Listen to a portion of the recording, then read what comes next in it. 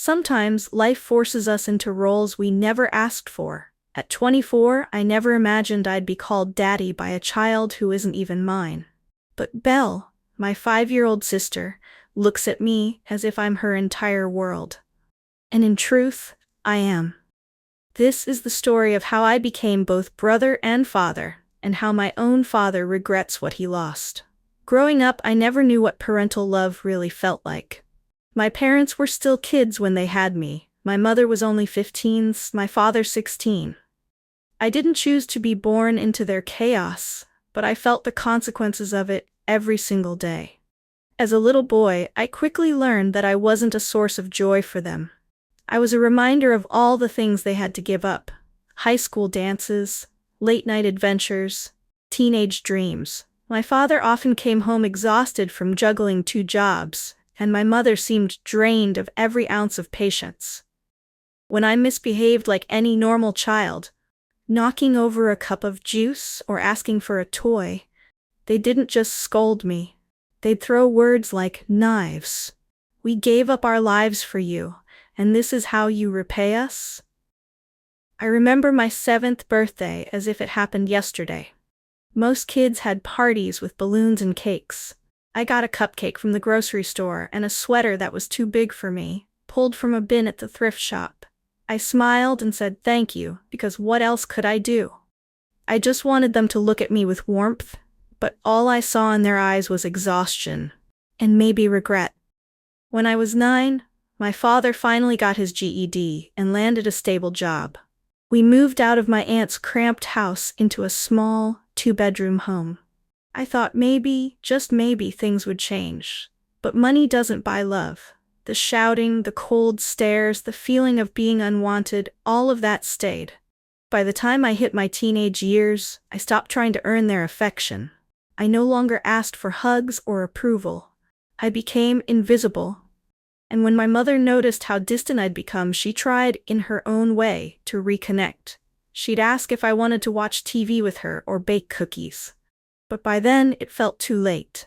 I wasn't that little boy craving her attention anymore. I was just numb. To me, my parents were strangers I shared a roof with. They didn't know my favorite color or the music I liked. They didn't know I stayed up at night reading books under my blanket with a flashlight. They didn't know anything. And I never told them, because what was the point? But life has a strange way of throwing unexpected twists. At 18, just as I was starting to plan my escape to college, I found out my mother was pregnant again. A part of me wondered if this new baby would get the love I never did. A part of me didn't care anymore. Little did I know, this baby, Belle, would change everything. When I found out my mother was pregnant again at 18, I had mixed feelings. On one hand, I hoped this new baby might get the love and care I never received. On the other, I felt numb, resigned to my place as the forgotten child. But nothing prepared me for the heartbreak that followed. Belle was born on a cold autumn morning, but the joy we all expected never came. My mother died during childbirth. The woman who never really hugged me, never really said, "I love you," was suddenly gone forever. My father crumbled. His grief wasn't just for my mother, it turned into anger, bitterness, and blame. He blamed Belle, said she killed his wife. I didn't understand it then. How could a baby be responsible for something so tragic? To me, Belle was just a fragile little girl who needed someone, anyone, to love her. But my father wasn't that someone. He buried himself in alcohol, disappearing for days. And so I stepped up. The responsibility of caring for a newborn fell on my shoulders. I was still a teenager, barely an adult, but Belle depended on me. One afternoon, after returning from my college class, I found Belle screaming in her crib, her diaper unchanged, and her tiny fists shaking with hunger.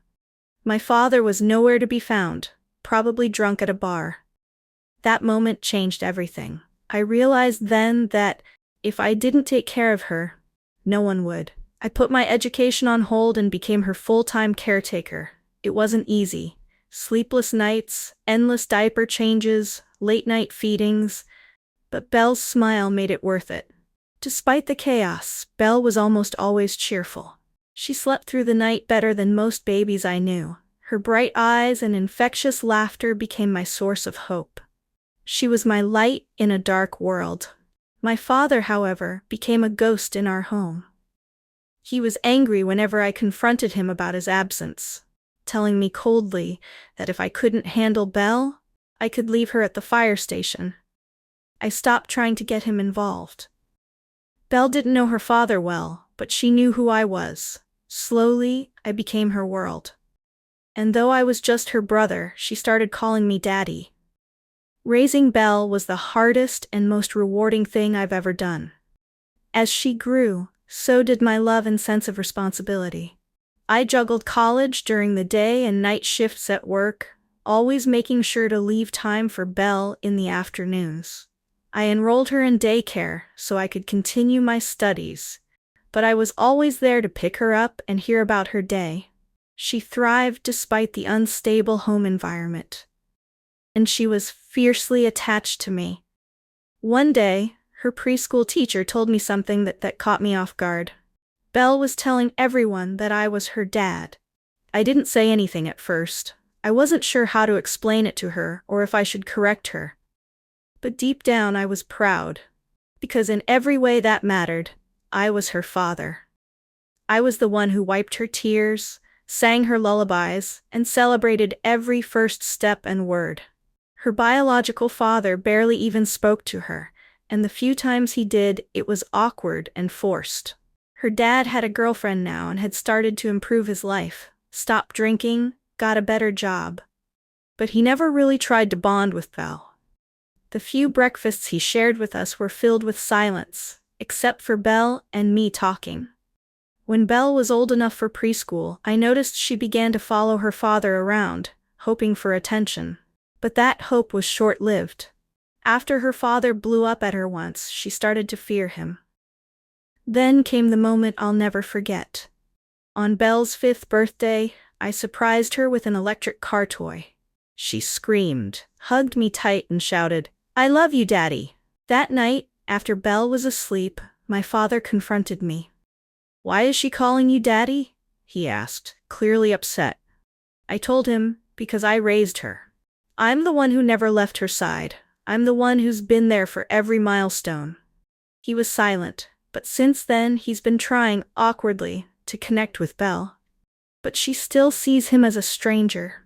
And honestly, I don't want their relationship to grow. Belle is my daughter, in every sense that matters.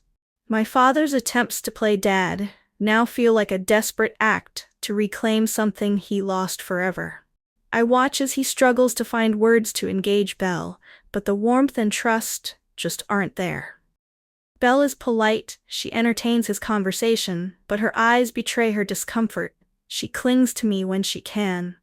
I'm torn between wanting to let her have a relationship with her father and protecting her from more hurt.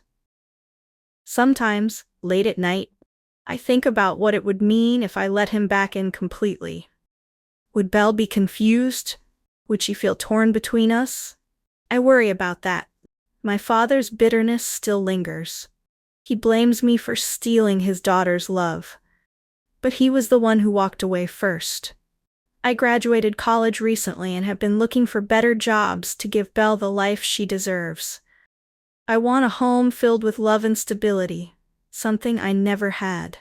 Despite how selfish it might sound, I sometimes feel satisfaction knowing my father regrets the choices he made. But I'll never be like him. I'll never abandon Belle. Now I'm preparing to move Belle and me into our own place. We're starting fresh, no ghosts from the past, no resentment hanging over us. But I know the fight isn't over. If my father decides to seek custody, I'll have to prove I'm the better parent, not by blood, but by love and sacrifice. Every day, I ask myself, am I strong enough for this battle? Can I keep being the father Belle needs? What keeps me going is her smile, her laughter, her trust. Belle is more than a sister. She's my daughter, my responsibility, my heart. No matter what happens, I'll protect her. And that's the story of how a boy, unwanted by his parents, became a father to the little girl who needed him most. If you were in my position, would you let your little sister call you daddy? How would you handle the biological father trying to reclaim his role after years of absence? Can a brother truly replace both parents in a child's life? In a custody battle, who deserves the child more? The biological father or the caretaker who raised her? Does love truly surpass blood ties?